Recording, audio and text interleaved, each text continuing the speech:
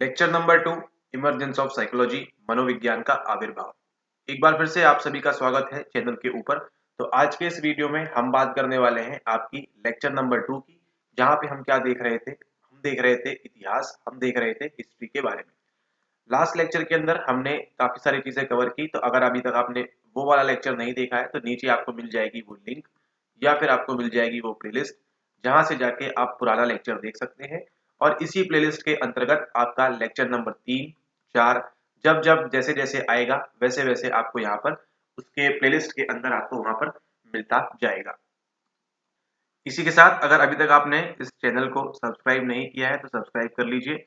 आप देख रहे हैं यहाँ पर एक फ्री क्लास, ठीक है, जो मोस्ट इम्पोर्टेंट है आपके लिए, आपकी यूजीसी नेट साइकोलॉजी की तैयारी के लिए, कंप्लीटली फ्री ऑफ कॉस्ट। ठीक है, लेक्चर 1 से भी देखिए, लास्ट लेक्चर में हमने एक सवाल देखा था, किस प्रकार से आपको एक लेक्चर करने से एक सवाल बन जा रहा है।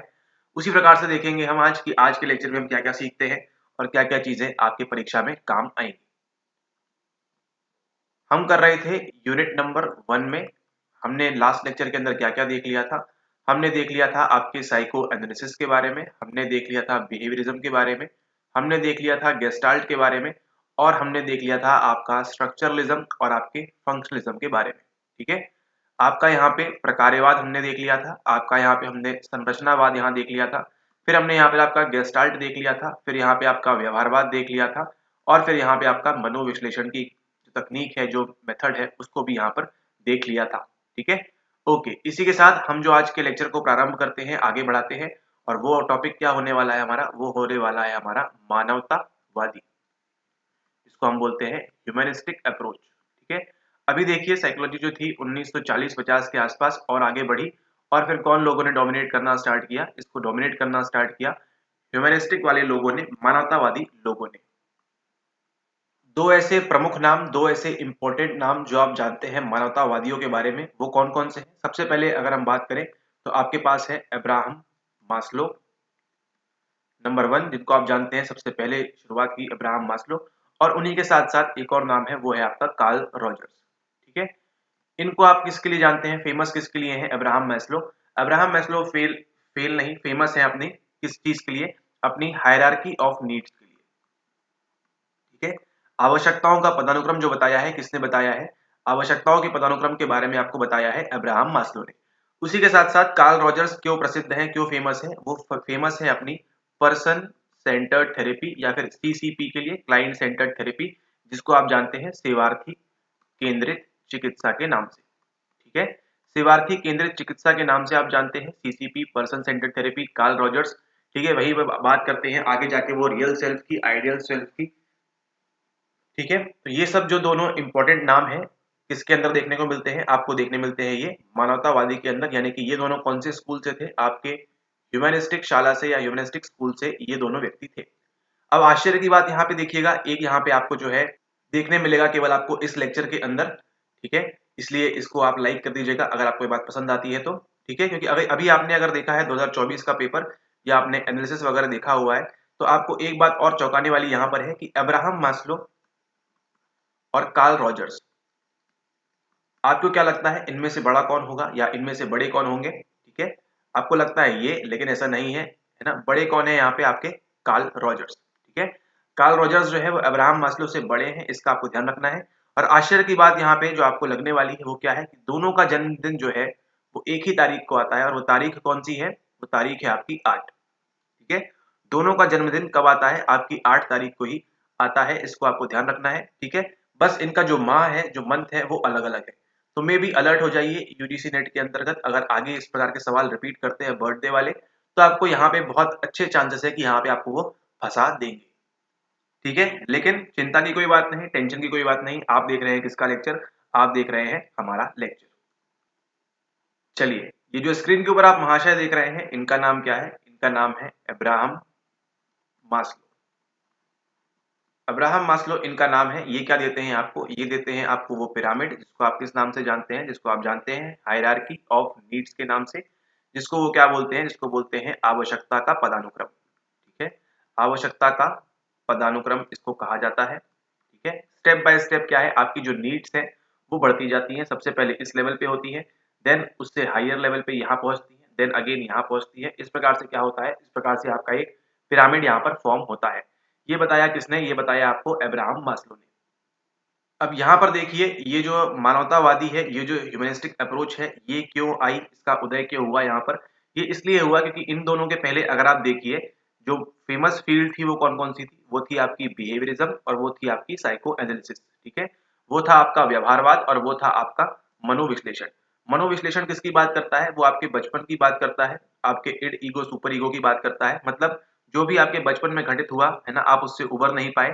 ठीक है, और आपके पास्ट से ये जो है इसको मतलब रहता है।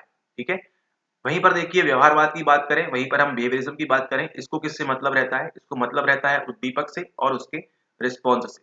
स्टिमुलस और रिस्पॉन्स यानी कि उद्दीपक और प्रतिक्रिया से इसको मतलब रहता है। लेकिन मानवतावादी जब आए अब्राहम मास्लो और उन्हीं के साथ आपके कार्ल रॉजर्स जो भी आए, इनका क्या कहना था, इनका कहना था कि मानव की जो फुल क्षमता है, ठीक है, मानव की जो फुल क्षमता है उसकी तो कोई बात ही नहीं कर रहा है। ठीक है, जो कैपेसिटी है, ठीक है, जो ह्यूमन पोटेंशियल है ना, उसकी तो कोई बात ही नहीं कर रहा है कि मानव भले ही कितने दुख में हो लेकिन वो कुछ ना कुछ अचीव कर सकता है, उसकी कुछ ना कुछ अचीव करने की प्रेरणा और वो सारी चीजें रहती है। तो वहीं से आती है क्या आपकी, वहीं से आपकी अब्राहम मास्लो की आती है ये जो ह्यूमनिस्टिक अप्रोच है वो, और कार्ल रॉजर्स की जो बात करते हैं किसके बारे में, जो बात करते हैं प्रेजेंट में। ठीक है, प्रेजेंट में और फ्यूचर में जो जो बच्चा है या जो बालक है, जो भी क्लाइंट है, वो क्या करे, वो सेल्फ एक्चुअलाइजेशन की तरफ तरफ बढ़े आगे, है ना, सेल्फ फुलफिलिंग बने। ठीक है, मतलब जीवन में वो कुछ ना कुछ अच्छा अचीव करे। ठीक है, वहां पे स्टिमुलस और रिस्पॉन्स से कोई मतलब नहीं होता, क्योंकि उनका क्या कहना है कि मानव की भी अपनी कुछ इच्छाएं होती हैं जिसके अकॉर्डिंगली उसको काम करना होता है। ठीक है, इसको आप ध्यान रखें। अब यहाँ देखिए हम बात करेंगे अब्राहम मास्लो के जन्मदिन के बारे में। तो इनका जन्मदिन कब आता है, इनका बर्थडे कब आता है, इनका बर्थडे आता है आपका अप्रैल 1908। ठीक है, अप्रैल 1, जिस दिन आप क्या मनाते हैं, जिस दिन आप मनाते हैं अप्रैल फूल। ठीक है, अप्रैल फूल मनाते हैं। अप्रैल फूल के दिन जो है इनका यहाँ पे बर्थडे आता है और उन्होंने क्या किया, साइको एनालिसिस वाले को और बिहेवियरिज्म वालों को क्या बना दिया, यहाँ पर उन्होंने अप्रैल फूल बना दिया और बोला कि आप लोग की बातें गलत है। ह्यूमन जो है अपने पोटेंशियल को बढ़ाने के लिए और वो सब चीजों के लिए उसको मतलब रहता है, ये जो पास्ट से उसको कोई मतलब नहीं, स्टिमुलस और रिस्पॉन्स क्या कर रहा है उससे भी इसको कोई भी मतलब नहीं होता है। ठीक है, तो इनका बर्थडे डेट ऑफ बर्थ क्या है, अप्रैल 1908। ठीक है, अभी आप पूछेंगे सर अभी तो आपने कहा था कि इनका जो जन्म था वो 8 तारीख को हुआ था, वो ऐसा इसलिए क्योंकि आपको यहाँ पे किया जा रहा था कंफ्यूज। ठीक है, आपको भी क्या बनाया जा रहा था, आपको भी अप्रैल फुल बनाया जा रहा था ताकि आप जो लेक्चर है उसका 1 मिनट भी ना छोड़े, प्रॉपरली इसको आप देखें। ठीक है, अब देखिए जिसने वो वहां तक देखा होगा वो हो सकता है एग्जाम हॉल में गलती करके चला जाए। ठीक है, उस दिन बताया था, लेकिन अगर आप ये पूरा वीडियो देख रहे हैं तो आपकी पूरी की पूरी जो पिक्चर है वो क्लियर होने वाली है। ठीक है, तो इनका बर्थडे कब आता है, अप्रैल 1908 को।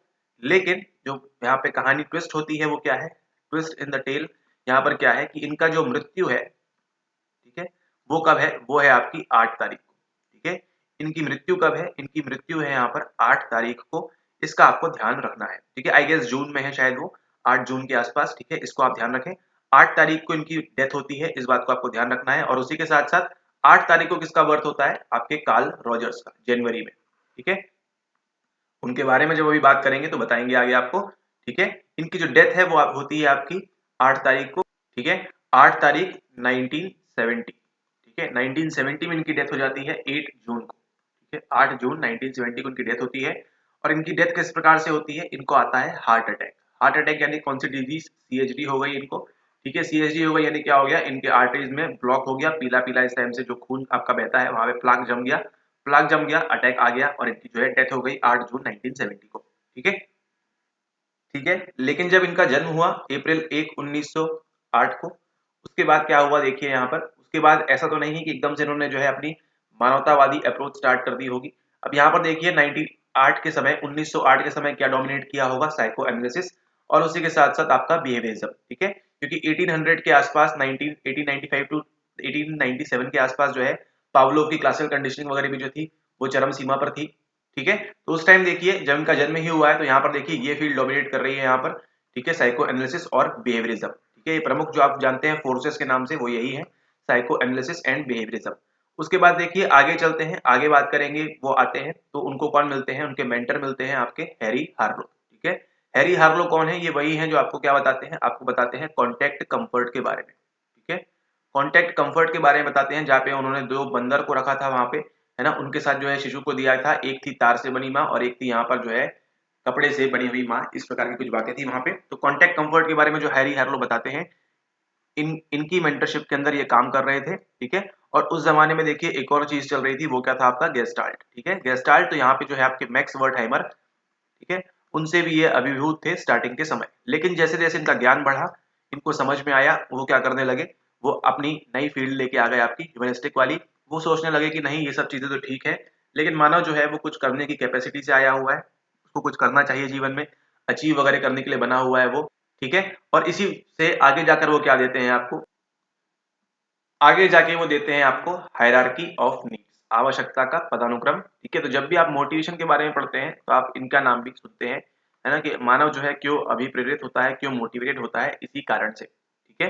कौन कौन से कारण है उसको देखते हैं। तो ये भी देखिए, पहले ये क्या थे, इनको मालूम नहीं था, तो ये भी आप लोग की तरह कुछ कुछ किताबें पढ़ रहे थे, फिर उनको बाद में मालूम पड़ा कि नहीं, यहाँ पे हमको वीडियोस देखनी चाहिए, और फिर उन्हें जो है अपनी नई प्रगति आगे की। Alright, okay. तो यहाँ पर देखिए ये है वो कुछ पिरामिड इस प्रकार से यहाँ पे दी है आपको। देखिए फिजियोलॉजिकल नीड्स, आपकी जैविक आवश्यकताएं, सुरक्षा की आवश्यकता, बिलोंगिंगनेस एंड लव नीड्स में आपको इंटीमेट रिलेशनशिप चाहिए, दोस्त, भाई, बहन, बंधु, फ्रेंड, सखा चाहिए आपको। फिर आपकी आती है एस्टीम नीड्स, प्रेस्टीज चाहिए, फीलिंग ऑफ अकम्पलिशमेंट, आप चाहते हैं लोग आपकी तारीफ करें। एंड देन फिर आता है आपका ये वाली स्टेज, सेल्फ एक्चुअलाइजेशन, जहाँ पे आप अचीविंग वंस फुल पोटेंशियल, जो आप करना चाहते हैं करें, इंक्लूडिंग क्रिएटिव एक्टिविटीज, जो भी आपको जीवन में करना है वो। इसके ऊपर एक और आती है, वो कवर करेगी जब हम पढ़ेंगे मोटिवेशन के बारे में इनके लिए, लेकिन यहाँ पे आपके लिए इतना काफी है, ठीक है। तो इस प्रकार से पिरामिड बनता है। ये जो तीन है आपकी, इनको हम कहते हैं ग्रोथ नीड्स एक प्रकार से, और यहाँ पे जो है आपकी, यहाँ पर सॉरी नॉट ग्रोथ नीड्स, ये जो दो है आपकी, ये ग्रोथ नीड्स के अंतर्गत आती हैं। ये आती है आपकी कैपिटल डी के अंदर, यानी कि डेफिशिएंसी नीड्स के अंदर। डेफिशिएंसी यानी किसी चीज की हमको जो है कमी हो रही है, जिसकी वजह से हमको ये इस प्रकार से हम मोटिवेटेड यहाँ पर रहते हैं, ठीक है। इस बात का आपको ध्यान रखना है। ये जो पिरामिड है किसने दिया है आपको, दिया है अब्राहम मास्लो ने। चलिए कहानी को और आगे बढ़ाते हैं। ये देखिए, ये जो चश्मे वाले भाई साहब हैं, सर हैं, आदमी हैं, जो भी हैं, इनका नाम क्या है, इनका नाम है कार्ल रैनसम रॉजर्स, ठीक है। सीआर रॉजर्स के नाम से आप इनको जानते हैं। कई बार जो लोग हैं रॉजर्स और जंग के बीच में कंफ्यूज हो जाते हैं, कार्ल जंग के बीच में, ठीक है। तो यहाँ पे आपको ध्यान देना है, कार्ल जंग जो है वो फ्रॉइड के साथ में खेल रहे थे, यहाँ पे रॉजर्स किसके साथ खेलेंगे, ह्यूमनिस्टिक के साथ खेलेंगे यहाँ पर, इसका आपको ध्यान रखना है, ठीक है। तो ये यहाँ पे कार्ल रॉजर्स, इनका जन्म कब होता है, जन्म होता है इनका 8 जनवरी को, ठीक है। 8 जनवरी को इनका जन्म होता है 1902 में। 1902 में मतलब मास्लो से बड़े हुए नहीं, उनका 1908 में हुआ था मास्लो का, इनका 1902 में हुआ है, ठीक है। इसका आपको ध्यान रखना है, ठीक है। 8 जनवरी 1902, और इसी के साथ इनकी डेथ कब होती है, वो आप यहाँ पर आपकी 4 फरवरी 1987 में, ठीक है। मास्लो के पहले ही इनकी जो है यहाँ पे, सॉरी नॉट मास्लो के पहले, मास्लो के जो है अब्राहम मास्लो, उनके बाद यहाँ पर इनकी डेथ हुई थी 4 फरवरी 1987 को, ठीक है। जन्म कब होता है 02 में, ठीक है। बंगाल विभाजन के 3 साल पहले जन्म होता है। 8 जनवरी आपको ध्यान रखना है। यहाँ पे जन्म कब हो रहा था, 1 अप्रैल में, और मृत्यु कब हो रही थी, 8 जून को, ठीक है। इस बात को आप यहाँ पर ध्यान रखें। तो ये है आपके कार्ल रॉजर्स, जो किसके बारे में बात करते हैं, बात करते हैं आपकी सीसीपी के बारे में, क्लाइंट सेंटर्ड थेरेपी या client centred person centred therapy, चिकित्सा के बारे में। वही बात करते हैं आपकी दो चीजों के बारे में, एक होता है आपका रियल सेल्फ, सेल्फ कंसेप्ट वगैरह की बातें, और एक होता है आपका आइडियल सेल्फ। इन दोनों के बीच में क्या होगा, जब असंगतता आ जाएगी, इनकॉन्ग्रुएंस हो जाएगा जब इन दोनों के बीच में, तो क्या होगा, आपको है यहाँ पे अलग अलग चीजों का सामना आपको करना पड़ सकता है, ठीक है। वहीं पे आगे जाके थेरेपी के अंदर 3 चीजों के बारे में बताते हैं, वो क्या है आपकी एम्पैथी, अनकंडीशनल पॉजिटिव रिगार्ड, और एक और किसी चीज के बारे में आपको बताते हैं मिस्टर कार्ल रॉजर्स, ठीक है। तो ये जो दोनों है क्या कर रहे हैं, ये किसके बारे में बात करते हैं, ये बात करते हैं आपके ह्यूमनिस्टिक अप्रोच के बारे में, कि मानव जो है अपनी क्षमता से आगे बढ़ के सेल्फ फुलफिलिंग फुल पोटेंशियल पे काम करना चाहिए ह्यूमंस को। ये सब बातें करते हैं मानवतावादी अप्रोच वाले। इसी के साथ देखिए और आगे बढ़ते हैं, और आगे कौन मिलते हैं आपको, आगे मिलते हैं आपके संज्ञानात्मक मनोविज्ञान की जो शाखा है वो स्टार्ट होती है, ठीक है। अब इनका ध्यान कहाँ पर है, संज्ञानात्मक मनोविज्ञान के बारे में, यानी कि जिसको आप जानते हैं कॉग्निटिव साइकोलॉजी के नाम से। कॉग्निटिव साइकोलॉजी के अंदर क्या क्या आएगा आपका, देखिए लर्निंग वगैरह आती है, आपकी मेमोरी आती है, मेमोरी के साथ साथ आपका जो है यहाँ पे लैंग्वेज आती है, ठीक है। और भी कई सारी चीजें, आपकी प्रॉब्लम सॉल्विंग, ठीक है, आपका रीजनिंग, कॉम्प्रिहेंशन, ये सब चीजें जो है आपके फ्रंटल लोब के जितना भी काम है यहाँ पे आपके, ठीक है। ये सब बात करते हैं कौन, कॉग्निटिव साइकोलॉजी वाले करते हैं, संज्ञानात्मक मनोविज्ञान वाले करते हैं, कि जो भी आपको पेन वगैरह हो रहा है, क्यों हो रहा है, आपके इरेशनल थॉट्स वगैरह की वजह से हो रहा है, ठीक है। इन सब का आपको यहाँ पर ध्यान रखना है, ठीक है। तो एक और स्ट्रीम निकल के आती है कॉग्निटिव साइकोलॉजी। फिर इसी के आगे हम बात करें तो एक आती है आपकी इवोल्यूशनरी साइकोलॉजी या इवोल्यूशन साइकोलॉजी, जहाँ पे किसकी बात करते हैं, हमारा किस प्रकार से इवोल्यूशन हो रहा है, किस प्रकार से पहले हम एक बंदर थे और बंदर से आज हम एक जो है सेल्फ फुलफिलिंग मानव बन चुके हैं। ठीक है, इस प्रकार से इवोल्यूशन हो रहा है, तो हम अपनी पुरानी पीढ़ी से हम क्या सीखते हुए जाते हैं। ठीक है, ये सब बातें भी जो है आती हैं आपके इवोल्यूशन साइकोलॉजी के अंतर्गत आती है। उसी के साथ साथ देखिए और क्या क्या स्ट्रीम्स हैं आपके साइकोलॉजी के अंदर, मनोविज्ञान के अंदर। वो एक आती है देखिए आपकी डेवलपमेंटल साइकोलॉजी। ठीक है, डेवलपमेंटल साइकोलॉजी आती है यानी कि आपकी विकासात्मक मनोविज्ञान की जब हम बात करते हैं तो इसमें आपको किस किस के नाम सुनने मिलते हैं, आपको देखने मिलता है यहाँ पर सबसे प्रमुख नाम जो है वो आपका जीन पियागेट का। ठीक है, जीन पियागेट का आपको नाम सुनने मिलता है। इन्होंने बताया है किसके बारे में, 4 प्रमुख स्टेजेस के बारे में बताया है, जिसको आप जानते हैं एसपीसीएफ के नाम से, sensory motor, pre operational, concrete operational and आपका फॉर्मल ऑपरेशनल यहाँ पर। उसी के साथ साथ अगर हम बात करें तो आप देखिए इसके अंदर सुनते हैं आप एरिक एरिक्सन का साइको सोशल डेवलपमेंट, फिर वहीं आप सुनते हैं कोलर का, नॉट कोलर का सॉरी, यहाँ पे मॉरल डेवलपमेंट किसका, कोलबर्ग का। ठीक है, कोलबर्ग के मॉरल डेवलपमेंट नैतिकता सिद्धांत के बारे में भी आप सुनते हैं। और उसी के साथ साथ अगर यहाँ इंक्लूड कर लेते हैं तो पियागेट को, नॉट पियागेट, आपका जो व्योगोत्स्की है, ठीक है, व्योगोत्स्की की बात भी करते हैं यहाँ पे कि सोशल समाज जो है आपका और जो आपकी संस्कृति है वो किस प्रकार से रोल प्ले करती है। तो ये सब किसके अंदर गिरते हैं, ये सब आते हैं आपके विकासात्मक मनोविज्ञान के अंदर, डेवलपमेंटल साइकोलॉजी के अंदर।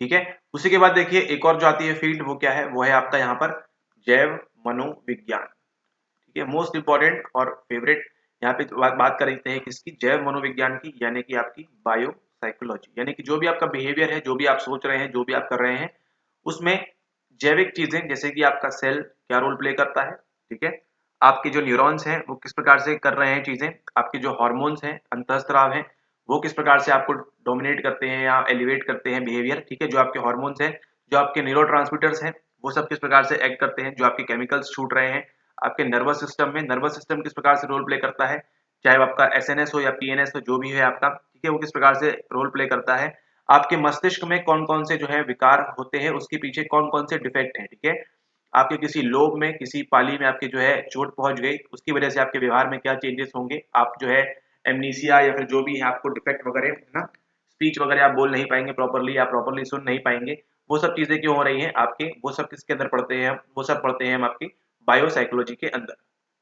ठीक है, तो ये आएगा आपका बायो साइकोलॉजी के अंदर। और उसी के साथ अगर आप देखें आगे जाके आपको एक और चीज देखने मिलती है, वो क्या है आपके यूनिट नंबर 8 में जो आपको मिलेगी, वो क्या है आपकी, वो है आपकी सोशल साइकोलॉजी, यानी कि आपका सामाजिक मनोविज्ञान। ठीक है, सोशल साइकोलॉजी के अंदर क्या होने वाला है, यहाँ पर ये होने वाला है कि आप जो है एज अ पर्सन और आपके जो पड़ोसी है उसके व्यवहार में किस प्रकार से चेंजेस होते हैं, क्या होता है। ठीक है, ग्रुप में क्या होता है, समूह किस प्रकार से फॉर्म होता है, किस प्रकार से कॉन्फ्लिक्ट वगैरह होता है, उसके अंदर अलग अलग थ्योरीज हैं। ठीक है, वहीं पे आपको जो मेन इंपॉर्टेंट थ्योरीज पढ़नी होती है वो है आपकी ओबीडियंस, आज्ञाकारिता वाली, फिर कन्फर्मिटी वाली, आपकी अनुपालन वाली, और फिर आपकी जो है कंप्लायंस वाली। ठीक है, जो आप छोटी अनुरोध करते हैं।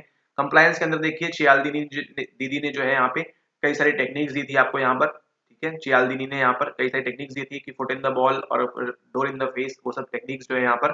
ठीक है, ये भी आती हैं आपकी इसके अंदर। तो ये सब किसके अंदर पढ़ा जाता है, ये सब पढ़ा जाता है आपके सोशल साइकोलॉजी के अंदर। वहीं देखिए आपकी क्राउड साइकोलॉजी वगैरह भी जो है इसी के अंदर पढ़ी जाती है आपके सामाजिक मनोविज्ञान के अंदर। उसी के साथ देखिए एक है आपका उत्तरदायित्व का विसरण। ठीक है, यानी कि आप डिफ्यूजन ऑफ रिस्पॉन्सिबिलिटी कर देते हैं, डोर मूवी। ठीक है, एंड उसी के साथ देखिए एक और चीज कर देते हैं आप, सोशल लोफिंग। ठीक है, इस बार भी देखिए 2024 में 23 में भी सवाल आया था सोशल लोफिंग के ऊपर से कि जब लोग ज्यादा रहेंगे तब ये होगा या जब लोग कम रहेंगे तब ये होगा। कंफ्यूज किया था आपको डिफ्यूजन ऑफ रिस्पॉन्सिबिलिटी के साथ में। ठीक है, तो ये सब जो पढ़ते हैं आप, ये सब किसके अंतर्गत आता है, ये सब आता है आपके सोशल साइकोलॉजी के अंतर्गत। तो ये सब देखिए ये सब चल रहा है कब से, ये सब आपकी शुरुआत हो जाती है 1879 से 1990 तक मान चलते हैं। ठीक है, 2000 तक भी इसको ले लेते हैं। ये सब जितना भी अभी तक आपने पढ़ा है संरचनावाद से लेके आज जो आपने जहां भी पढ़ रहे हैं आप, ठीक है, 21st सेंचुरी में अब तो देखिए आर्टिफिशियल इंटेलिजेंस वगैरह आ चुका है। तो ये जितनी भी अलग अलग शाखाएं हैं ये तब से ही स्टडी की जा रही हैं, अलग अलग समय पे, अलग अलग देश काल वातावरण में, अलग अलग जगहों पर। ठीक है, और ये संपूर्ण मिला के क्या बनाती हैं आपके मनोविज्ञान के, साइकोलॉजी के आपके जो है अलग अलग स्कूल्स बनाती है, अलग अलग विचारधारा वाले लोग होते हैं। ठीक है, तो ये जो है आपको इस बात को ध्यान रखना है। तो ये एक आपका समराइज जो है एक संपूर्ण तरीके से आपको हो गया कि किस प्रकार से कौन कौन सी चीजें हैं। एंड जैसे जैसे आपकी यूनिट आगे बढ़ती जाएगी तो हर यूनिट में आपको अलग अलग चीजें पढ़ने को मिलेंगी, बट उनका रेफरेंस कहाँ से होगा, रेफरेंस होगा उनका यहाँ से। जैसे मान के चलिए हम पढ़ेंगे यूनिट नंबर 5 में लर्निंग के बारे में, तो किसकी बात करेंगे हम, लर्निंग में हम बात करेंगे अगेन 1897 के आसपास जाएंगे जब पावलोव को जो है किस पे काम कर रहे थे, क्लासिकल कंडीशनिंग पे काम कर रहे थे। 1920 में हम आएंगे वाटसन के पास जहाँ पे वो शुरुआत करते हैं किसकी, बिहेवियरिज्म की ऑफिशियली। ठीक है। उसी के साथ जब हम पढ़ेंगे यूनिट नंबर 7 8 में, 8 में है आई गेस आपके सामाजिक मनोविज्ञान के बारे में, सोशल साइकोलॉजी में, तो हम अगेन आएंगे 1920s में गॉर्डन ऑलपोर्ट के भाई के पास, वहां पे वो क्या बातें करते हैं। ठीक है। उसी के साथ मुजफ्फर शरीफ ने 1935 में जब आपका यहाँ पर इंडिया में पहला जीओआई एक्ट बनता है उसके आसपास। ठीक है। फिर आगे 1950s में क्या हुआ है ना, फिर 1957 में कॉग्निटिव डिसोनेंस की बात करते हैं। तो ये सब किसके अंतर्गत आएगा आपके, ये सब आएगा आपके सोशल साइकोलॉजी के अंदर, सामाजिक मनोविज्ञान के अंदर। ठीक है। तो आपने यहाँ पे किस चीज के बारे में सीखा, आपने सीखा यहाँ पे टाइमलाइन के बारे में। ठीक है, कब से इसकी शुरुआत होती है और आज कहाँ पर हम पहुंच चुके हैं। ठीक है। और जैसे जैसे आप टॉपिक्स पढ़ते जाएंगे आपको मालूम पड़ेगा इस प्रकार से जो मनोविज्ञान है आपका ये आगे बढ़ते जा रहा है। ठीक है। और आज जो देखेंगे, आज जो फलता फूल रहा है वो देखिए, आज हम बात करते हैं कल्चरल साइकोलॉजी के बारे में भी। ठीक है। यानी कि आपकी जो सांस्कृतिक साइकोलॉजी है, एक कल्चर में जो चीजें हैं वो दूसरे कल्चर में अलग हो सकती है, किस प्रकार से हमारा परासंस्कृतिकरण होता है जिसको हम बोलते हैं एक्कल्चरेशन, उसके कौन कौन से स्टेप्स होते हैं, 1 2 3 4। ठीक है। सेपरेशन और वो सब जो होता है ना, हम जो है अपना कल्चर छोड़ते नहीं है, दूसरे के पास चले जाते हैं, या फिर अपने पे ही स्टिक रहते हैं, दूसरे का अपनाते नहीं है। ठीक है। ये सब चीजें भी जो है सवाल पूछा था आपको यहाँ पर, यहीं से आपकी जो है सामाजिक, नॉट सामाजिक, आपके सांस्कृतिक मनोविज्ञान से पूछा था सवाल आपके 2022 के अंदर। ठीक है। तो आप देख रहे हैं यहाँ पे किस प्रकार से यहाँ पर जो है अलग अलग शाखा निकल के आ रही है आप ही के मनोविज्ञान की। ठीक है। आप ही की साइकोलॉजी की देखिए अलग अलग स्ट्रीम्स हैं, अलग अलग साइकोलॉजी है। एंड आज देखिए 1997 के बाद से जो आपका डोमिनेट होता है क्योटो प्रोटोकॉल के बाद, आपका जो है यहाँ पर किस चीज के बारे में वो करता है आपका डोमिनेट यहाँ पर, वो है आपकी आज जो आप पढ़ रहे हैं मोस्टली चल रही है पॉजिटिव साइकोलॉजी के बारे में। ठीक है। तो पॉजिटिव साइकोलॉजी देखिए आपको पढ़ना है कहाँ पे, जब भी हम बात करेंगे किसकी, जब भी हम बात करेंगे आपके मार्टिन सेलिगमैन की। ठीक है। मार्टिन सेलिगमैन की जो हम बात करेंगे तो आपकी पॉजिटिव साइकोलॉजी लेके आते हैं ऑफिशियली, इन्होंने शुरुआत की आपके। ठीक है। इन्हीं के साथ एक और नाम है, उनका नाम क्या है, उनका नाम है आपका 1990s में उनको मिलते हैं, उनका नाम क्या है आपका, उनका नाम है मिहाई चिक्सिनमिहाई। ठीक है। मिहाई चिक्सिनमिहाई इनका नाम है। ठीक है। इन दोनों ने मिलकर क्या किया था, शुरुआत की थी, लेकिन ऑफिशियली जो इनको माना जाता है आपकी पॉजिटिव साइकोलॉजी के बारे में। ठीक है। यानी कि आपका जो सकारात्मक मनोविज्ञान है, जीवन में आपको जो है दुख को नहीं देखना है, सारी चीजें आपको पॉजिटिव देखनी है, आप जो अपने आगे बढ़े, अच्छी चीजों को देखें, ये सब बातें करते हैं यहाँ पर। ठीक है। मिहाई चिक्सिनमिहाई जो है यहाँ पर ये लेके आते हैं आपके लिए क्या, ये लेके आते हैं आपके लिए फ्लो के बारे में। 24 में भी देखिए आपका जो है 23 में सॉरी, आपका सवाल पूछा गया था फ्लो के ऊपर से भी। ठीक है। तो ये आपको ध्यान रखना है। लेकिन यहाँ पर देखिए पॉजिटिव साइकोलॉजी की जो है वो भी अलग अलग वेव्स है, वेव 1, वेव 2, वेव 3। ठीक है। इस प्रकार से भी आपको ध्यान रखना है। एक तरफ तो है मार्टिन सेलिगमैन जो क्या बोलते हैं, जो बोलते हैं आपके कि आपको जो पॉजिटिव चीजें को ही देखना है, आपको नकारात्मक को आप हटा दीजिए। वहीं देखिए जो आपके आते हैं वोंग, वो क्या बोलते हैं, कनाडा से है ये क्या बोलते हैं कि आपको जो है पॉजिटिव तो देखना ही है, लेकिन उसके पीछे आपको अगर दुख है तो आप उसको सुख की जो प्रत्याशा है, एक्सपेक्टेंसी रख सकते हैं। आपको मजा आएगा तब जब आपके पास क्या होगा, दुख होगा। जिस प्रकार से इंडिया में हम बात करते हैं यहाँ पे इंडियन साइकोलॉजी के अंदर कि दुख और सुख जो है दोनों एक तराजू के दो पहलू है। ठीक है। व्हील्स ऑफ अ कार्ट, उस प्रकार से है ना, दोनों चक्के चाहिए हमको, सुख भी चाहिए दुख भी चाहिए। इसी प्रकार की बात करते हैं आपकी इस वाली सेकंड वाली वेव के अंदर। ठीक है। इसको आपको यहाँ पर ध्यान रखना है। मार्टिन सेलिगमैन भी जो है इससे संबंध रखते हैं, वोंग जो है इससे संबंध रखते हैं। ये सारी बातें आपको कहाँ पढ़ने मिलेंगी, पढ़ने मिलेंगी आपको यूनिट नंबर 10 के अंदर, यूनिट नंबर 7 के अंदर, जहां हम बात करेंगे वहां पर चीजें। ठीक है। और उसी के साथ देखिए आपके जो मार्टिन सेलिगमैन है ये किसके बारे में बात करते हैं, बात करते हैं आपकी अधिगत असहायपन के बारे में, यानी कि आपकी जो है लर्न हेल्पलेसनेस है उसके बारे में ये बात करते हैं। ठीक है। तो आपको देखिए कितनी सारी चीजें आपको देखने मिल रही है, हर किसी ने क्या क्या दिया, क्यों दिया, कैसे दिया, वो सारी चीजें आप यहाँ पे बड़ी ही आसानी से समझ पा रहे हैं। ठीक है। लर्न हेल्पलेसनेस क्या किया, एक केज में एक यहाँ पर डॉग को बांधा, उसको इलेक्ट्रिक शॉक दिए। एक समय ऐसा आया कि जब रस्सी नहीं बांधी गई तब भी जो डॉग था यहाँ पर वो जंप नहीं कर रहा था। और फिर देखिए जो लर्न हेल्पलेसनेस है आगे किस में देखी गई है, किन लोगों में देखी गई है, ये देखी गई है डिप्रेशन वाले लोगों के अंदर बहुत अधिक। ठीक है। ये भी आपका सवाल है, नेट में एक बार आपका सवाल आया था कि लर्न हेल्पलेसनेस हमको कहाँ देखने मिलती है। मार्टिन सेलिगमैन ने क्या बताया था, तो जो डिप्रेस्ड पीपल होते हैं, डिप्रेस्ड लोग होते हैं, उनके अंदर हमको ये अधिकाधिक रूप से हमको ये देखने को मिलती है। ठीक है। ये भी किसने बताया है आपको, मार्टिन सेलिगमैन ने ही बताया है।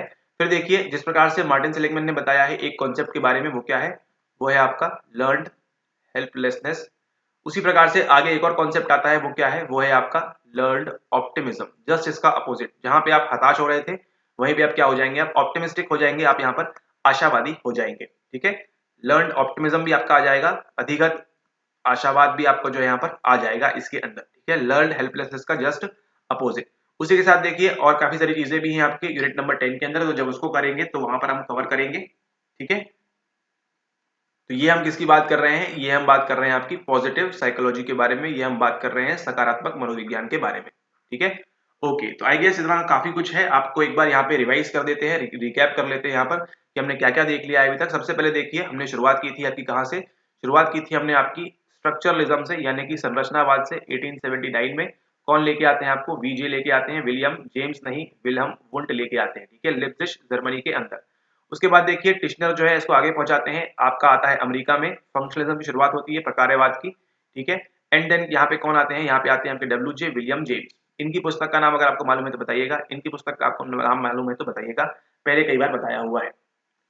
ठीक है, ये यहाँ पे प्रकारवाद लेके आते हैं, फंक्शनलिज्म लेके आते हैं विलियम जेम्स। यहाँ पे उनको मतलब किससे था, संरचना कैसी है माइंड की हमारी, उस हिसाब से यहाँ पे उनको मतलब था फंक्शन क्या करता है हमारा माइंड, उस हिसाब से कॉन्शियसनेस की स्ट्रीम के बारे में बताया यहाँ पे। एंड देन और आगे बढ़ते हैं तो आपका साइको एनालिसिस आता है, फिर आपका गेस्टाल्ट आता है। अब देखिए जैसा पहले बताया है आपको, जरूरी नहीं इसी ऑर्डर में आए, ठीक है, ये चीजें आगे पीछे चलती रहती हैं। उसके बाद देखिए आपका आता है व्यवहारवाद, बिहेवियरिज्म, जहाँ पे आपको एक्सपेरिमेंट वगैरह होते हैं कई सारे। ठीक है, फिर आगे हम बात करते हैं ह्यूमनिस्टिक वालों की, उसी के साथ हम बात करते हैं गेस्टाल्ट वालों की, फिर आगे जाके हम बात करते हैं कॉग्निटिव वालों की, फिर हम बात करते हैं बायोसाइकोलॉजी वालों की, फिर यहीं पे आपकी सोशल साइकोलॉजी भी स्टार्ट होती है, फिर यहीं पे आपकी इवोल्यूशनरी भी स्टार्ट हो जाती है। ठीक है, और भी कई सारी जो आपको बताई यहाँ पर, ये हो गया, ये हो गया, ये हो गया, ये हो गया, बाकी सब कवर ही कर लिया है। एंड देन जो आप देखते हैं यहाँ पर, फिर किसके बारे में बात करते हैं हम बात करते हैं आपकी पॉजिटिव साइकोलॉजी के बारे में। ठीक है, तो आज देखेंगे पॉजिटिव साइकोलॉजी जो है 1997 से, जब अमेरिका का जो प्रेसिडेंट बना दिया था उनको, मतलब एपीए का प्रेसिडेंट बनाया था, नॉट अमेरिका का। ठीक है, आपके मार्टिन सेलिगमैन को, तो वहां से ये उसको उठाते हैं कि हमको ध्यान देना है किसके ऊपर, अभी तक पॉजिटिव्स के ऊपर हमको ध्यान देना है। अभी तक आप देखेंगे ये क्यों बोल रहे हैं यहाँ पे, सकारात्मक मनोविज्ञान की बातें क्यों कर रहे हैं, उसी में देखिए आपको जो है यहाँ पर क्या बोल रहे हैं, यहाँ पे बोल रहे हैं कि आपको जीवन के अंदर पॉजिटिव चीजें आपको देखना है। अब ये पॉजिटिविटी देखिए, मास्लो की ह्यूमनिस्टिक वाला जो है लगभग लगभग सेम वैसा ही लग रहा है। ठीक है, ये जो सकारात्मक है, जीवन पॉजिटिव देखना है, लगभग लगभग ह्यूमनिस्टिक जैसा ही लग रहा है। ठीक है, तो इसको आपको ध्यान देना है, थोड़ा बहुत जो है मानवतावादी से रिलेट करता है पॉजिटिव साइकोलॉजी, लेकिन पूर्णतः नहीं, थोड़ा बहुत जो है रिलेट करता है। अब देखिए ये जो है, ये जो है, ये जो है, ठीक है, ये दोनों किसकी बात करते हैं, चेतना की बात करते हैं, कॉन्शियसनेस की बात करते हैं। ये किसकी बात कर रहा है, ये बात कर रहा है पास्ट की। ये बात किसकी करता है, आपका जो है गेस्टाल्ट एज अ होल की बात करता है, परसेप्शन की बात करता है। ये जो व्यवहारवाद है स्टिमुलस और रिस्पॉन्स की बात करता है। उसी के साथ ये जो है अपने सेल्फ फुलफिलिंग की बात करता है गेस्टाल्ट, यहाँ पर देखिए। देन यहाँ पे आपकी जो है इवोल्यूशनरी किसकी बात करता है, किस प्रकार से हमारा उदय उद्गम हो रहा है, वहां की बात करता है। फिर यहाँ पर देखिए ये आपकी सोशल साइकोलॉजी है, सामाजिक मनोविज्ञान है यहाँ पर। फिर यहाँ पर देखिए बायोसाइकोलॉजी की बात करें, जैव मनोविज्ञान, और फिर यहाँ पर अगर हम बात करें आपकी, ठीक है, अलग अलग ये जो सारी स्ट्रीम्स हैं, ये सब देखिए किस किस पे फोकस करती हैं, आपके नेगेटिव एस्पेक्ट्स पे फोकस करती है ना, कि आपके जीवन में क्या गलत है उस पे ध्यान दे रही हैं। ठीक है, मतलब अगर हम बात करें कि आपका हार्मोन प्रॉपर रेज नहीं हो रहा तो आपको क्या हो गया, आपको डिसऑर्डर हो गया, आपको विकार हो गया, है ना। आप कॉग्निटिव साइकोलॉजी की बात करें तो क्या है, आपके सोचने की क्षमता में जो है, आप जो सोच रहे हैं, जो आप थिंकिंग कर रहे हैं, उसमें फॉल्ट है, जिस वजह से क्या है आप अच्छा कुछ नहीं कर पा रहे हैं। मतलब वो किस पे फोकस कर रहा है, हमेशा नेगेटिव एस्पेक्ट्स पे, जो पुरानी फील्ड्स है सब कुछ फोकस कर रही है।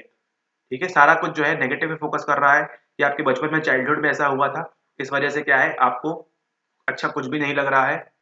ठीक है, आप नेगेटिव हो जाते हैं। उसी प्रकार से अगर हम बात करें आपकी जो है ये वाली आपकी बिहेवियरिज्म वाली, कि आपकी स्टिमुलस और रिस्पॉन्स के बीच प्रॉपर कंडीशनिंग नहीं हुई, तो आप जीवन में डिफॉल्ट हैं, है ना। आपने जो लर्निंग गलत सीख ली, जिसकी वजह से क्या हो रहा है, आपको दिक्कतों का सामना करना पड़ रहा है। तो पूरी की पूरी साइकोलॉजी की जो फील्ड थी किस पे फोकस थी, वो थी आपके नेगेटिव एस्पेक्ट्स के ऊपर, यानी कि आपके नकारात्मक चीजों के ऊपर पूरा फोकस था। वही चेंज करके क्या लेके आते हैं, वो पॉजिटिव साइकोलॉजी लेके आते हैं। 1997 से शुरुआत करते हैं कि आपको अपने किसके बारे में देखना है, अपनी पॉजिटिविटी के बारे में देखना है। वही देखिए आगे जाके आप पढ़ते हैं कैरेक्टर स्ट्रेंथ्स के बारे में, है ना। आपके जो चरित्र है उसके अंदर कौन कौन सी ताकतें हैं, 24 ताकतें, 6 गुण, 24/6 वर्च्यूज के बारे में, और उसके बारे में में आपको बताते हैं। ठीक है, तो ये सारी चीजें जो है पॉजिटिविटी की बात करते हैं, आपको जीवन में ग्रोथ के लिए देखना है, आगे देखना है। वहीं जाके देखिए आगे जाके फिर पीटीजी वगैरह आता है, फिर आपका जो है रेजिलियंस वगैरह, वो सारी चीजें आती हैं, है ना। और उसी में देखिए एक और चीज आती है, वो क्या है आपका, वो है आपका परमा मॉडल। ठीक है, परमा में आपका positive emotion, engagement, relationship managing चीजें, और आपका ए से कुछ तो भी है, अकोम्प्लिशमेंट शायद तक। ठीक है, उस सब भी में आपको यहाँ पर ध्यान देना है। ठीक है, परमा मॉडल के बारे में भी बात करते हैं। तो ये सब चीजें किसकी है, ये सब फोकस करती है आपके जीवन के पॉजिटिव एस्पेक्ट के बारे में। ठीक है, कि जस्टिस और वो सब जो चीजें, ट्रांसेंडेंस, वो सब चीजें जो है आपके पॉजिटिविटी के बारे में बात करती हैं, कि आपको जो है नेगेटिव पे, अभी तक साइकोलॉजी ने किसकी बात की, नेगेटिव के बारे में, और उसको हम कैसे सुधारें। ठीक है, लेकिन यहाँ पे किसी ने बात नहीं की कि आपकी ताकत क्या है, आपकी स्ट्रेंथ क्या है ना, आपकी पॉजिटिविटी क्या है, इसके बारे में कोई बात नहीं कर रहा था। तो हम क्या क्या करना है, ये जो पॉजिटिविटी है इसी को हमको इंक्रीज करना है। ठीक है, और वहीं से आपकी जो है ये इमर्ज होती है, आपकी कौन सी फील्ड आपकी इमर्ज होती है, positive psychology. Psychology. Alright, okay. तो ये थी आपकी कुल मिला के, ये थी आपकी हिस्ट्री, ये था आपका इतिहास कंप्लीटली आपके unit number 1 emergence of psychology में, कि साइकोलॉजी कैसे जन्म लिया, क्या क्या चीजें उसके अंदर हुई और क्या क्या आज की तारीख में हो रहा है। ठीक है, ये सब चीजें जो आपने देखी एक तरह से टाइमलाइन से शुरुआत की हमने स्ट्रक्चरलिज्म से, और हम यहाँ पे बैठे हैं पॉजिटिव साइकोलॉजी में। इस दौरान क्या क्या हुआ, क्या क्या नहीं हुआ, ठीक है, यही सब जो चीजें हैं मिला जुला के आपको पढ़नी है। कहाँ पे ये पढ़नी है आपको? यूनिट नंबर 1 से लेके यूनिट नंबर 10 के अंदर। प्रत्येक यूनिट में आपको ये पूरी टाइमलाइन है, इसमें कहीं ना कहीं से कुछ ना कुछ आपको टकराएगा, कुछ ना कुछ आपको उठा के पढ़ना होगा। उसी के साथ साथ कुछ इसके पहले की चीजें भी आएंगी, जहाँ पे आपको बताया था 1801 के आसपास जो है फेशनर वगैरह जो थे इस पे काम कर रहे थे, स्टिमुलस रिस्पॉन्स पे पहले से भी काम कर रहे थे, सेंसेशन पे, ठीक है, परसेप्शन पे पहले से काम हो रहा था। ठीक है, अब जब ये बोल रहे हैं पहले से काम हो रहा था, मतलब एक ही समय पे कई सारी चीजें होती रहती है, इसका आपको यहाँ पर ध्यान रखना है। चलिए अब देखते हैं यहाँ पर जो अंतिम समय आ चुका है यहाँ पे, वो हम देखते हैं यहाँ पे 2024 के आपकी जून की प्रिपरेशन के लिए आपको दिसंबर 23 में एक सवाल दिया गया। चलिए अब देखते हैं उस सवाल को। यहाँ पर देखिए ये रहा वो सवाल, put the following milestones of psychology in ascending chronological order. Chronological यानी कि कालानुक्रमिक, ठीक है, मतलब पहले क्या हुआ, फिर क्या हुआ, फिर क्या हुआ, फिर क्या हुआ, फिर क्या हुआ, फिर क्या हुआ, फिर क्या हुआ, ठीक है, इस प्रकार से आपको पूछा गया है। देखने में सवाल जो है बड़ा आसान लग रहा है, लेकिन ये गलत हो चुका है। ठीक है, देखिए पहला क्या बोल रहे हैं, intelligence test develop by Binet and Simon in France. Okay, ये तो आपको बताया नहीं। The first psychology laboratory in Leipzig was by Wundt, ठीक है, ये तो आपको मालूम है 1879 में। First psychology course in US by James, ठीक है, ये कब हुआ ये आपको पता नहीं। American psychological association APA was founded by Stanley Hall. अब बट ऑब्वियस सी बात है, स्टैनली हॉल अगर एपीए फाउंड कर रहे हैं तो ये तो सबसे पहले आएगा नहीं किसी भी हालत में, मतलब डी ऑप्शन तो आपका जो है इजीली यहाँ से एलिमिनेट हो जाता है। ठीक है, ये तो हो ही नहीं सकता। ठीक है, आपको जो मालूम है ये जो आया था 1905 में, थोड़ा बहुत भी आपने टेस्टिंग के बारे में पढ़ा है तो आपको मालूम पड़ेगा 1905 में आया था, तो ये भी आपका कैंसिल आउट हो गया कि 1879 में जर्मनी, ये कंफर्म है आपको, तो ए ऑप्शन भी हट गया। अब बचते हैं यहाँ बी और सी के बीच में। अब यहाँ पर देखिए सवाल आपको ये है कि Pavlov wins the Nobel prize for his work on digestive system, बताया था 1897 के आसपास ये चीजें हो रही है। फर्स्ट और फोर्थ किसी हालत में कतई नहीं हो सकता, बी या सी में से कुछ हो सकता है। ठीक है, बी या सी में से कुछ एक हो सकता है सही आंसर। ठीक है, या तो बी पहले हुआ, ये हुआ 1879 में, ठीक है, लेकिन उसके पहले देखिए first psychology course in US by James, ठीक है, ये जो है इसके पहले हुआ था 1875 के आसपास, 74-75 के आसपास, ठीक है, ये हुआ था यूएस में जेम्स में। इसलिए ये सवाल जो है ये आपके लिए थोड़ा सा टफ बन जाता है। अधिकतर बच्चे 95% बच्चे किसको मार्क करेंगे, ऑप्शन नंबर सी को मार्क करेंगे यहाँ पर, सॉरी नॉट सी को, ऑप्शन नंबर बी को यहाँ पर मार्क करेंगे कि जो है पहली लेबोरेटरी खुली थी। बट ऑब्वियस ही बात है यहाँ पे, लेकिन इतना डिटेल में कोई ऐसा पढ़ता नहीं है विशेष तौर पे। ठीक है, तो ये जो है इस प्रकार के सवाल में आपसे गलती हो सकती है, तो चल जाएगा। लेकिन यहाँ पर देखिए आप ध्यान रखिएगा, अगर आप 24 के लिए प्रिपेयर कर रहे हैं, first psychology course in US by James, ये जो पूछा गया था ये था आपका ऑप्शन नंबर सी इसका सही आंसर। ठीक है, सबसे पहले क्या हुआ 1875 में आपका ये होता है साइकोलॉजी कोर्स, 1879 में आपका ये होता है, ठीक है, सी, देन बी, फिर आता है आपका डी, ये फाउंड करते हैं आपका एपीए, फिर आपको दिया हुआ है ई, फिर आपका 1905 में ये आ जाता है, और फिर ये देते हैं आपको यहाँ पर ए, नॉट सॉरी ई यहाँ पे था 1897 वाला, फिर आपको देते हैं यहाँ पर ई, ए सबसे आखिरी में, ये था आपका 1905 में। तो ऑप्शन नंबर सी जो है वो इसका क्या होता है, ऑप्शन नंबर सी जो है इसका करेक्ट आंसर होता है। सी, बी, डी, ई एंड ए। सबसे पहले क्या हुआ, first psychology course in US by James. देखिए अभी आपको बताया ना, भले ही 1879 में क्या हुआ लेबोरेटरी खुली, लेकिन उसके पहले भी काम हो रहा था, उसके बाद में भी काम हो रहा था, साथ साथ में काम चलता रहता है। ठीक है, कभी आप ये नहीं कह सकते कि साइको एनालिसिस पहले आया या फिर बिहेवियरिज्म, खैर कह सकते हैं वैसे टेक्निकली, बट स्टिल आप इस प्रकार से नहीं कह सकते कि नहीं पावलो फ्रॉइड ने पहले बताया, पावलो ने बाद में बताया, ठीक है, या फिर वॉटसन, स्किनर, थॉर्नडाइक ने बाद में बताया, इस प्रकार से नहीं कह सकते। साइमल्टेनियसली चीजें चलती रहती हैं, थोड़ा सा आपको समझदारी से विवेक से आपको करना होता है। दो ऑप्शन थे आपके पास यहाँ पर 50-50, आपको यहाँ पे रिस्क लेनी ही चाहिए। ठीक है, सही हो गया तो अच्छी बात है, नहीं हुआ तो कुछ बात नहीं, सीखा हमने यहाँ पर। ठीक है, किसके बारे में, कि पहला जो मनोविज्ञान कोर्स था वो आपके यूएस में था। हो सकता है अगली बार आपको यही सवाल दे दे और इसके पहले की कुछ चीजें पूछ ले जिसका संबंध किससे हो, जिसका संबंध में भी हो सकता है आपके एबिंग हाउस से हो। ठीक है, एबिंग हाउस से मतलब हो सकता है वो मेमोरी पे काम कर रहे थे, वो तो इससे पहले भी हुआ था, सॉरी और उसके बाद हुआ था, इस प्रकार से कुछ भी पूछ सकते हैं वो। तो आपको क्या रहना है, आपको अलर्ट रहना है। लेकिन इतना तो है कि आपको ये लेक्चर से आपको यहाँ तक तो पहुंच गए हैं आप, ठीक है, कि आप दो को एलिमिनेट कर सके यहाँ पे, एंड देन आपको जो है अपनी एजुकेटेड गेस के द्वारा यहाँ पे जो है आपको एलिमिनेट करते हुए आपको यहाँ पर रिस्क लेनी होगी। ठीक है, इसका करेक्ट आंसर क्या है, करेक्ट आंसर इसका आपका ऑप्शन नंबर सी, इसी के साथ ठीक है दोस्तों, लेते हैं अलविदा लेक्चर नंबर 2 से। मिलेंगे अब आपसे लेक्चर नंबर 3 में। बात करेंगे हम और किसी चीज के बारे में और किसी टॉपिक के बारे में, इसका संबंध किससे होगा, आपके यूनिट नंबर 1 से होगा। अभी आपने क्या कवर किया, अभी आपने कंप्लीटली कवर किया आपका मनोविज्ञान का इतिहास, history of psychology from the start, बिल्कुल बेसिक से आपने सीखा एकदम एडवांस टॉपिक तक, कैसे आपको पीवाईक्यू सॉल्व करना है, कैसे आपको चीजें करनी है, ठीक है, ये सब आपने जाना, ये सब आपने देखा। तो इसी के साथ ये लेक्चर को समाप्त करते हैं। अगर अभी तक आप पहली बार आए थे तो आई होप आपको ये लेक्चर पसंद आया हो, नहीं आया हो तो कोई बात नहीं, आना चाहिए, और नहीं आएगा तो कोई बात नहीं, देखते रहिए, कोई ना कोई लेक्चर तो पसंद आएगा आपको, ठीक है। अगर आपको पसंद आया तो यहाँ पे नीचे आप कमेंट करके बता सकते हैं, नहीं आया तो दूसरों के साथ शेयर कर दीजिए, वो कमेंट करके बता देंगे। एंड इसी के साथ लेक्चर को यहाँ समाप्त करते हैं। अब देखिए यहाँ पे जो एक बात बताइए आपको यहाँ पर ये चीज की जब कोई चीज चल रही है उसके पहले भी कुछ हो सकता है, उसके बाद में भी कुछ हो सकता है, और साइमल्टेनियसली भी हो सकता है, ठीक है। मनोविज्ञान के अंदर ऐसा नहीं कि पहले ये हुआ पहले ये हुआ। अब बट ऑब्वियस सी बात है, 1905 में आया इंटेलिजेंस का टेस्ट पहली बार, तो 37 में जो बनेगा वेस्लर का, 39 में जो बनेगा वो ऑब्वियसली बात है बाद में बनेगा, ठीक है, इतना समझ में आता है। लेकिन कोई चीज कब पढ़ रहा है, कोई चीज कब पढ़ रहा है, ये जो है थोड़ा सा इसमें बाइफरकेट करना थोड़ा सा डिफिकल्ट हो जाता है। इसी प्रकार से एक सवाल पूछा गया था आपसे सुलिवान के बारे में, फेशनर के बारे में, है ना, ब्रॉयर के बारे में, साइको एनालिसिस से संबंधित सबसे पहले कौन आए थे, फेशनर आए थे। अगर आप वो सवाल दिखाएंगे आपको 1800 के आसपास पहले से काम कर रहे थे। अगर आप उसको थोड़ा सा ये लेक्चर देख के या थोड़ा सा आपने पढ़ा होता पहले से, तो आप लिंक करके उसको सही से आंसर वहां पे कैरी आउट कर सकते थे। ब्रॉयर जो थे फ्रॉइड के साथ वाले थे, ठीक है, ये आपको बताएंगे अपकमिंग लेक्चर्स में जब हम पढ़ेंगे फ्रॉइड के बारे में डिटेल्स में। ऑलराइट, ओके, तो ये था आपका कंप्लीटली मनोविज्ञान का इतिहास के बारे में, आपकी हिस्ट्री के बारे में। अगले लेक्चर में मिलेंगे तो हम देखते हैं यहाँ पे आपको कि क्या आपके लिए इंपॉर्टेंट है। वहां पे स्टार्ट करेंगे हम आपकी इंडियन साइकोलॉजी में, इंडियन से मतलब आपका जो हम स्टार्ट करेंगे आपके योग के बारे में, और उसी के साथ हम बात करेंगे आपकी भगवत गीता के बारे में, ठीक है, इन सब के बारे में बात करेंगे। फिर धीरे से वहां से हम घुसेंगे बुद्धिज्म के पास, फिर वहां से हम जाएंगे सूफिज्म के पास, ठीक है, और फिर हम जाएंगे अंत में यहाँ पर वेस्टर्न साइकोलॉजी के अंदर, ठीक है। पाश्चात्य की जो है हम बात थोड़ी सी लेट करेंगे यहाँ पे। पहले हम जो अपनी इंडियन है और जहाँ से सवाल आने की प्रोबेबिलिटी बहुत ज्यादा होती है, इंपॉर्टेंट होता है, यहाँ से भी आते हैं सवाल, ऐसी बात नहीं है, लेकिन यहाँ से आपको मोस्टली सवाल देखने मिलते हैं। इस बार भी देखिए 3-4 सवाल आपको जो है यहाँ पे, तो 3-4 2-3 सवाल आपको देखने मिले यहाँ से, ठीक है। तो कवर करेंगे इनको हम यहाँ पे, देन यहाँ पे हम धीरे धीरे पहुंचेंगे और इसको हम कवर करेंगे। ऑलराइट, ओके, इसी के साथ वीडियो को यहाँ विराम देते हैं, मिलते हैं आपसे नेक्स्ट वीडियो में। Thank you very much and have a nice day ahead, take care.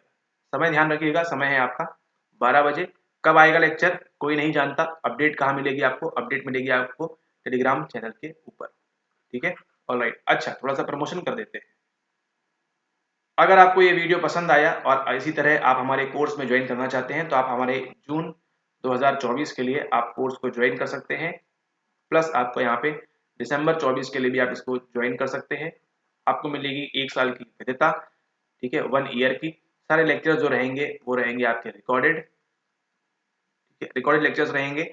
आप क्या करेंगे, नंबर 1 पे आप पेमेंट करेंगे, पेमेंट के बाद जो है नंबर 2 आप स्क्रीनशॉट सेंड करेंगे। देन थर्ड स्टेप में आपको एडमिशन फॉर्म दिया जाएगा, उसको फिल करेंगे। देन नंबर 4 में आपको टेलीग्राम ग्रुप ज्वाइन कराया जाएगा, जहां से आपको सारे लेक्चर्स की एक्सेस मिल जाएगी, ठीक है, ठीक है। टेलीग्राम ग्रुप पे ऑलरेडी आपके यूनिट 1 से लेके यूनिट 10 तक के ऑलरेडी लेक्चर्स डले हुए हैं। आपको केवल क्या करना है, ये स्टेप्स फॉलो करने हैं, ज्वाइन करना है, देखना है और अच्छे से उनको बार बार बार बार बार बार बार बार बार बार बार बार बार बार बार बार रिवाइज करना है, ठीक है। जितनी बार बोला हमने उतनी बार अगर आपने रिवाइज कर लिया तो आपको इजीली नेट जीआरएफ मिल जाएगा, राइट। ओके, इसी के साथ वीडियो को समाप्त करते हैं। ज्वाइन करने के लिए डिस्क्रिप्शन में नंबर दिया है, वहां पे आप व्हाट्सएप कर सकते हैं। क्या क्या मिलेगा यही बता दिया है, सीधे पेमेंट करें और आगे बढ़े, समय बचाए अपना भी दूसरों का भी। दुनिया अच्छी है, लोग अच्छे हैं। धन्यवाद।